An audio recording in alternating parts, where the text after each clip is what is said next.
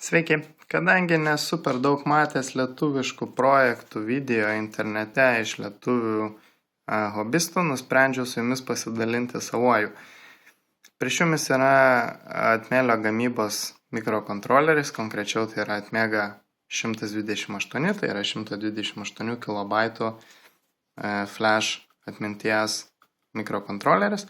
Taip pat jis turi 4 KB ramo. Tai yra pakankamai nemažas kiekis.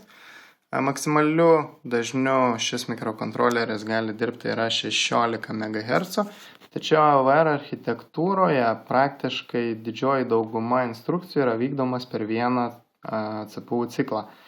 Ir tai išties yra gana nelėtas mikrokontroleris. Ką aš su juo bandau padaryti, tai yra visų pirma susibendrauti su SD kortelė per SPI protokolą, tada pabandyti nuskaityti FAT failų sistemą ir galiausiai pabandyti išgroti nesuspaustą, nekompresuotą WAV failiuką. Ir sekasi išties puikiai. Mikrokontroleris be problemų sugeba išgroti 44,1 kHz WAV audio failą, kuris yra 16 bitų ir monokanalo. Čianais yra paprasčiausiai 2 GB SD kortelė, kurią ir bandau nuskaityti su mikrokontroleriu. Šitoj vietoj giliau matote paprasčiausiai 3,3 V įtampos stabilizatorių.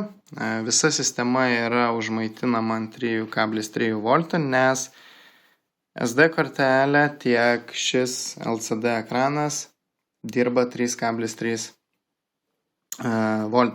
O šis mikrokontroleris gali dirbti ir ant 3,3, tiek pat ir gali dirbti su 5 V. Šioje vietoje yra mažiukas LM386N, jei neklystu, tai yra mažos įtampos audio stiprintuvėlis. Šitoj vietoje yra atvirkščias dalykas buvusiam manam 3.3 stabilizatoriui. Čia vadinamas step-up boosteris, tai yra schema, kuris sugeba iškelti ir stabilizuoti įtampą iki reikiamos. Ir šiuo atveju man reikia 7 V, kad būtų galima užmaitinti visus LEDus LCD ekrane. Taip pat tos pačius 7 V galiu panaudoti ir ant pačio audio stiprintuvėlio. Taigi, tai yra Nokia 6100 grafinis LCD spalvotas ekranas. Tai yra tikriausiai pats paprasčiausias variantas hobistam norintiem pasižaisti su spalvotais LCD. Jo raiška yra 132 ant 132 pikselių. Ir iš tikrųjų yra labai neblogas variantas, norint pabandyti pasižaisti su tokiais ekranais. Valdomas jis yra paprasčiausiai SPI protokolu, tačiau negalima pamiršti, kad šis ekranas yra valdomas 9 bitais. Visas SPI komandos yra 9 bitų. Tai yra nedidelė problema, nes AVR mikrokontrolerių bent jau ši serija yra 8 bitų ir visos papildomas periferijos dirba ant 8 bitų, neskaitant analoginio į skaitmeninį signalo vertimo modulio, kuris gali dirbti 10 bitų režime. Taigi pabandysiu pavaizduoti, kaip visą tai veikia.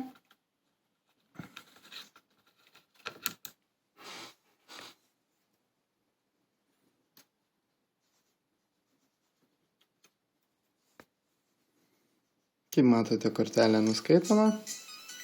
Nuskaitomas FAT32 failų sistema, atvaizduojami failai, pasirenkamas pirmas WAV failas, nuskaitoma jo vadinamieji headeriai, ar tai yra tiesiog bylos informacija, atvaizduojamas atlikėjas, atvaizduojamas pavadinimas ir taip pat skaičiuojamas laikas. Kaip girdite, audio groja.